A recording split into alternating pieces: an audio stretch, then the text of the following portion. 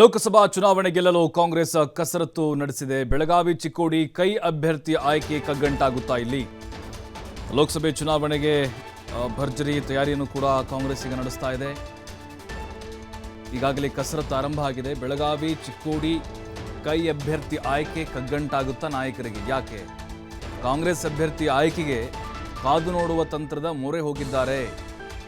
BJP ಅಭ್ಯರ್ಥಿ ಘೋಷಣೆ ಬಳಿಕ ರಣತಂತ್ರವನ್ನು ರೂಪಿಸುವಂತ ಚಿಂತನೆ ಇಟ್ಕೊಂಡಿದ್ದಾರೆ. ಯಾಕಂದ್ರೆ ಅಲ್ಲಿ ಏನಾದರೂ ಟಿಕೆಟ್ ಮಿಸ್ ಆದರೆ ಹಾಲಿ ಅವರಿಗೆ ಅವರನ್ನು ಸೆಳೆಯುವಂತ ಪ್ರಯತ್ನ. ಎರಡೂ ಕ್ಷೇತ್ರದಲ್ಲೂ ಬಿಜೆಪಿಯಲ್ಲಿ ಅಭ್ಯರ್ಥಿಗಳ ತೀವ್ರ ಪೈಪೋಟಿ ಇದೆ. ಈಗಾಗಲೇ ಕಾಂಗ್ರೆಸ್ನಿಂದ ಅಪೇಕ್ಷಿತರ ಅರ್ಜಿ ಸಲ್ಲಿಕೆಯಾಗಿದೆ. ಬೆಳಗಾವಿಗೆ 10 ಜನ, ಚಿಕ್ಕೋಡಿಗೆ 6 ಜನ ಕಾಂಗ್ರೆಸ್ನಿಂದ ಲೋಕಸಭೆ ಆಕಾಂಕ್ಷಿಯಾಗಿ ಅರ್ಜಿ ಸಲ್ಲಿಸಿದ್ದಾರೆ. ಸತೀಶ್ ಜಾರಕಿಹೊಳಿ ಹೆಬ್ಬಾಳ್ಕರ್ ನೇಮಕದ ಹಿಂದೆ ಜಾತಿ ಲೆಕ್ಕಾಚಾರ ಅಡಗಿದೆ. ಎರಡೂ ಕ್ಷೇತ್ರದಲ್ಲಿ ಚುನಾವಣಾ ಉಸ್ತುವಾರಿಗಳಾಗಿದ್ದಾರೆ. ಸಚಿವರು ಅಂತಿಮ ನಿರ್ಧಾರವನ್ನು ತೆಗೆದುಕೊಳ್ತಾರೆ. ಲಿಂಗಾಯತ ಮತ್ತು ಅಹಿಂದ ವೋಟ್ ಬ್ಯಾಂಕ್ ರಾಜಕಾರಣ ಇದೆ, ಅಂದರೆ ಜಾತಿ ಅಸ್ತ್ರ ಇದೆ. ಈಗ ಲಿಂಗಾಯತ ಸಮುದಾಯಕ್ಕೆ ಸೇರಿದಂಥವರು ಹೆಬ್ಬಾಳ್ಕರ್, ಅವರ ಪುತ್ರ ಮೃಣಾಲ್ ಏನಿದ್ದಾರೆ ಅವರಿಗೆ ಟಿಕೆಟ್ ಕೊಡು ಅಂತ ಕೇಳ್ತಿದ್ದಾರೆ. ಅರ್ಜಿಯನ್ನು ಸಲ್ಲಿಸಿಲ್ಲ. ಸಲ್ಲಿಸದೇ ಇದ್ರೂ ಕೂಡ ಡಿಮ್ಯಾಂಡ್ ಇದ್ದೇ ಇದೆ. ಈಗ ಅವರು ಡಿ ಕೆ ಶಿವಕುಮಾರ್ ಅವ್ರ ಮೂಲಕ ಲಾಬಿಯನ್ನು ಮಾಡಿದ್ದಾರೆ. ಟಿಕೆಟ್ ಅಂತರೂ ಕೇಳಿದಾರಂತೆ. ಚರ್ಚೆ ಆ ರೀತಿ ಆಗ್ತಾ ಇದೆ. ಇನ್ನು ಸತೀಶ್ ಜಾರಕಿಹೊಳಿ ತಮ್ಮ ಪುತ್ರಿ ಪ್ರಿಯಾಂಕ್ ಅವ್ರಿಗೆ ಟಿಕೆಟ್ ಕೊಡಬೇಕು ಅನ್ನುವಂಥ ಡಿಮ್ಯಾಂಡನ್ನು ಸದ್ದಿಲ್ಲದೆ ಮಾಡಿದ್ದಾರೆ. ಆದರೆ ಈಗ ಕಾದು ನೋಡುವ ತಂತ್ರ. ಯಾಕಂತ ಹೇಳಿದ್ರೆ ಅಲ್ಲಿ ಏನಾದರೂ ಅಸಮಾಧಾನಿತರು, ಬಿ ಜೆ ಪಿಯಿಂದ ಟಿಕೆಟ್ ಸಿಗಲಿಲ್ಲ ಅಂಥೇಳಿ ಯಾರಾದರೂ ಪ್ರಭಾವಿಗಳು ವರ್ತಿಸಿರೋರು ಮುನಿಸ್ಕೊಂಡು ಕಾಂಗ್ರೆಸ್ಸಿಗೆ ಬರ್ತೀವಿ ಅಂತಾರೆ, ಅಂಥವ್ರಿಗೆ ಗಾಳ ಹಾಕಲಿಕ್ಕೆ ತಯಾರಿಯನ್ನು ಮಾಡಿಕೊಳ್ತಾ ಇದ್ದಾರೆ. ಮತ್ತಷ್ಟು ಮಾಹಿತಿ ಶ್ರೀಧರ್ ನೀಡ್ತಾರೆ. ಶ್ರೀಧರ್, ಈಗ ಎರಡೂ ಕ್ಷೇತ್ರಗಳು ಎರಡೂ ಪಕ್ಷಗಳಿಗೆ ಯಾವ ರೀತಿ ಪ್ರತಿಷ್ಠೆ ಕಾರಣವಾಗಿದೆ, ಅದರ ಜೊತೆಗೆ ಕಾಂಗ್ರೆಸ್ ನಾಯಕರ ತಂತ್ರಗಾರಿಕೆ ಇಲ್ಲಿ ವರ್ಕೌಟ್ ಆಗ್ಬೋದಾ? ಅದರಲ್ಲೂ ಈಗ ಆಕಾಂಕ್ಷಿತರಾಗಿರ್ಬೋದು, ಅದರ ಜೊತೆಗೆ ಜಾತಿ ಲೆಕ್ಕಾಚಾರಗಳು ಹೇಗೆ ನಡೀತಾ ಇದೆ? ಪ್ರಭು, ಈಗ ಲೋಕಸಭೆ ಚುನಾವಣೆಗೆ ಕಾಂಗ್ರೆಸ್ ಈಗ ಸಿದ್ಧತೆ ನಡೆಸ್ತಾ ಇದೆ. ಪ್ರಮುಖವಾಗಿ ಬೆಳಗಾವಿ ಮತ್ತು ಚಿಕ್ಕೋಡಿ ಎರಡೂ ಲೋಕಸಭೆಯಲ್ಲಿ ಕೂಡ ಕಾಂಗ್ರೆಸ್ ಗೆಲ್ಲೇಬೇಕು ಅನ್ನೋಂತ ಒಂದು ರಣತಂತ್ರವನ್ನು ರೂಪಿಸಿರ್ತಕ್ಕಂಥದ್ದು.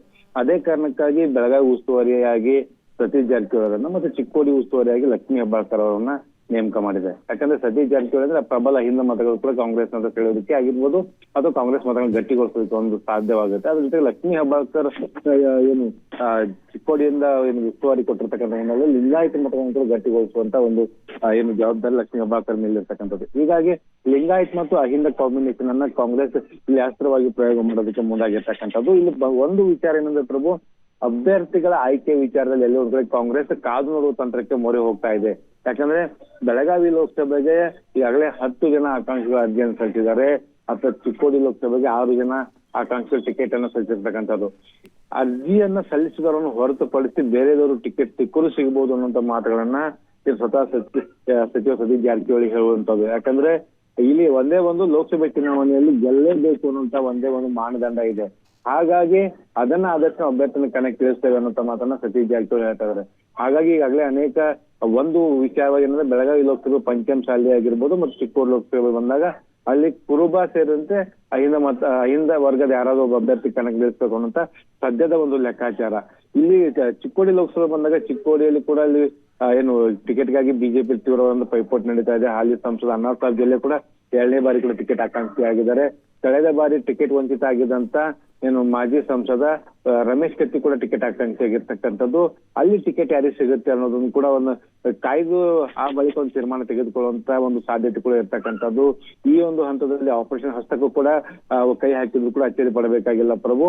ಅದೇ ರೀತಿ ಬೆಳಗಾವಿಯಲ್ಲಿ ಕೂಡ ಒಂದು ಬಿಜೆಪಿ ಟಿಕೆಟ್ ವಿಚಾರವಾಗಿ ಸಾಕಷ್ಟು ಗೊಂದಲ ಇದೆ. ಯಾಕಂದ್ರೆ ಹಾಲಿ ಸಂಸದೆ ಏನು ಮಂಗಳ ಅಂಗಡಿ ಟಿಕೆಟ್ ಕೊಡ್ತಾರ, ಅಂಗಡಿ ಕುಟುಂಬ ಟಿಕೆಟ್ ಸಿಗುತ್ತೆ, ಅದು ಅಂಗಡಿ ಕುಟುಂಬನ ಹೊರತುಪಡಿಸಿ ಬೇರೆ ಯಾರಿಗಾರು ಟಿಕೆಟ್ ಕೊಡ್ತಾರ. ಹಾಗಾಗಿ ಯಾರಿಗೆ ಟಿಕೆಟ್ ಕೊಡ್ತಾರೆ ಅನ್ನೋದನ್ನ ಆಧರಿಸಿ ಇಲ್ಲಿ ಕೂಡ ಒಂದು ಅಭ್ಯರ್ಥಿ ಕಣಕ್ಕಿಳಿಸಬೇಕು ಅನ್ನೋಂಥದ್ದು. ಅಂದ್ರೆ ಜಾತಿ ಲೆಕ್ಕಾಚಾರ ಆಗಿರ್ಬೋದು, ಪಕ್ಷ ಸಂಘಟನೆ ಆಗಿರ್ಬೋದು, ಕಾಂಗ್ರೆಸ್ ಪಕ್ಷವನ್ನ ಮೋದಿ ಅಲೆ ವಿರುದ್ಧ ಪಕ್ಷದ ಅಭ್ಯರ್ಥಿ ಗೆಲ್ಸ್ಕೊಂಡ್ ಬರ್ಬೇಕಾದಂತ ಹೊಣೆಗಾರಿಕೆ ಜವಾಬ್ದಾರಿ ಈ ಇಬ್ಬರು ನಾಯಕರ ಮೇಲಿದೆ. ಯಾಕಂದ್ರೆ ಲೋಕಸಭೆ ಚುನಾವಣೆ ಹಿನ್ನಡೆ ಆದ್ರೆ ಸಚಿವರ ತಲೆದಂಡ ಆಗುತ್ತೆ ಅನ್ನೋ ಚರ್ಚೆ ಇರ್ತಕ್ಕಂಥದ್ದು, ಅಥವಾ ಈ ಎರಡು ಲೋಕಸಭೆ ಗೆಲ್ಲೋದಕ್ಕೆ ಇರ್ತಕ್ಕಂಥ ಹಾಲಿ ಏನು ಪ್ರಭಾವಿ ಸಚಿವರನ್ನ ಕಣಕ್ಕಿಳಿಸಬೇಕು ಅನ್ನುವಂತ ಚರ್ಚೆಗಳು ಕೂಡ ಅನೇಕವಾಗಿ ನಡೀತದೆ. ಒಂದ್ ವೇಳೆ ಈಗಿರ್ತಕ್ಕಂಥ ಹಾಲಿ ಸಚಿವರಾದ ಸತೀಶ್ ಜಾರಕಿಹೊಳಿ ಆಗಿರ್ಬೋದು, ಲಕ್ಷ್ಮೀ ಹೆಬ್ಬಾಳ್ಕರ್ ಆಗಿರ್ಬೋದು, ಇವರನ್ನೇ ಕಣಕ್ಕಿಳಿಯುವಂತೆ ಏನಾದ್ರು ಹೈಕಮಾಂಡ್ ಸೂಚಿಸಿದ್ರೆ ಆಗ ಇಬ್ಬರು ನಾಯಕರು ಈ ನಮ್ಮ ಬದಲಾಗಿ ನಮ್ಮ ಪುತ್ರ ಮತ್ತು ಪುತ್ರಿಗೆ ಕೊಡಿ ಅನ್ನುವಂತ ಮಾತನ್ನ ಹೈಕಮಾಂಡ್ ಮುಂದೆ ಇವರು ಪ್ರಸ್ತಾವ ನೀಡುವಂತ ಸಾಧ್ಯತೆ ಇದೆ. ಆ ನಿಟ್ಟಿನಲ್ಲಿ ಇಲ್ಲಿವರೆಗೂ ಕೂಡ ಇಬ್ಬರು ನಾಯಕರು ಲೋಕಸಭೆ ಚುನಾವಣೆ ಬಗ್ಗೆ ಆಗಿರ್ಬೋದು, ಅಭ್ಯರ್ಥಿಗಳ ಬಗ್ಗೆ ಆಗಿರೋ ಎಲ್ಲಿ ಕೂಡ ತುಟಿ ಬೀಸಿಲ್ಲ. ಆದ್ರೆ ಆ ಕಾಂಗ್ರೆಸ್ ಪಕ್ಷನ ಗೆಲ್ಸೋದಕ್ಕೆ ಎಲ್ಲ ರೀತಿಯ ಪ್ರಯತ್ನ ಮಾಡ್ತೇವೆ ಅನ್ನೋಂತ ಮಾತನ್ನ ಇಲ್ಲಿ ಏನು ಪ್ರಮುಖವಾಗಿ ಈ ಕಾಂಗ್ರೆಸ್ ನಾಯಕರು ಹೇಳ್ತಾ ಇದಾರೆ. ಪ್ರಭು, ಥ್ಯಾಂಕ್ ಯು ಶ್ರೀಧರ್ ಮಾಹಿತಿಗಾಗಿ.